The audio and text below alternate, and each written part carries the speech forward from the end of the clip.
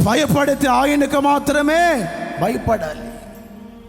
తగ్గించుకుంటే, నడుము వంచితే, మనస్సు వంచితే నా దేవుని ఎదుట మాత్రమే నేను తగ్గించుకుంటాను. ఆయనకు మాత్రమే నేను భయపడతాను. నేను మనుషులకు భయపడే వ్యక్తిని కాదు. ఆయన్ని హత్తుకొని ఎవరైతే బ్రతుకుతారో వారి గుండెల్లో ఎప్పుడు కూడా దేవుని భయం, యెహోవా భయం వారికి ఐశ్వర్యముగా ఉంటుంది.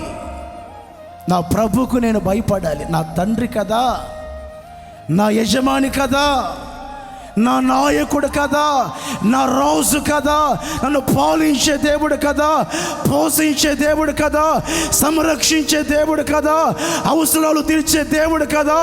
ఆయనకు మాత్రమే నేను భయపడతాను. మనుషులకు నేను భయపడే వ్యక్తిని కాదు.